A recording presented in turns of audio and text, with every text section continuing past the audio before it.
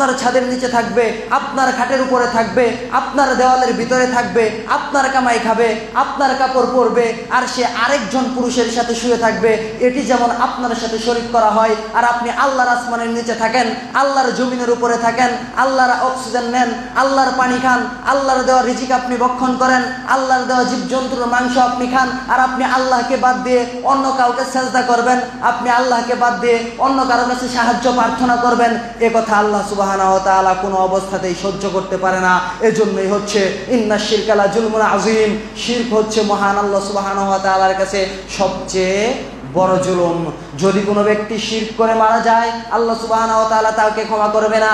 যদি কোনো ব্যক্তি শিরক করার পরে তওবা না করে মারা যায়, আল্লাহ সুবহানাহু ওয়া তাআলা তাকে ক্ষমা করবে না। মহান আল্লাহ সুবহানাহু ওয়া তাআলা বলেছেন, হাদিসে কুদসিতে এসেছে, আমার বান্দা যদি মাটি থেকে নিয়ে আসমান পর্যন্ত গুনাহ নিয়ে হাজির হয়, আমার বান্দা যদি মাটি থেকে নিয়ে আসমান পর্যন্ত গুনাহ নিয়ে হাজির হয়, কিন্তু আমার বান্দা যদি শিরক না করে, আমি আল্লাহ আমার সাথে যদি কাউকে শরীক না করে, আমি আল্লাহ তার চেয়ে বেশি ক্ষমাশীল, আমি তার চেয়ে বেশি ক্ষমা নিয়ে তার সামনে হাজির হব, আমি তার সব গুনাহকে ক্ষমা করে দেব। সুবহানাল্লাহি ওয়া বিহামদিহি।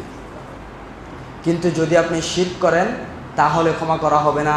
এজন্যই বিশ্বনবী সাল্লাল্লাহু আলাইহি ওয়াসাল্লাম বলেছেন, লা তুশরিক বিল্লাহ, তোমরা আল্লাহর সাথে কাউকে শিরক করবে না। ওয়াইন কুতিলতা, যদি তোমাকে হত্যা করা হয়, ওয়াইন হুররিকতা, যদি তোমাকে আগুনে জ্বালিয়ে দেওয়া হয়। তার মানে আপনাকে আমাকে ধরে যদি আগুনে নিক্ষেপ করে, তাহলে আমরা আল্লাহর সাথে কাউকে শরীক করতে পারবে না। শিরক হচ্ছে জঘন্যতম অপরাধ।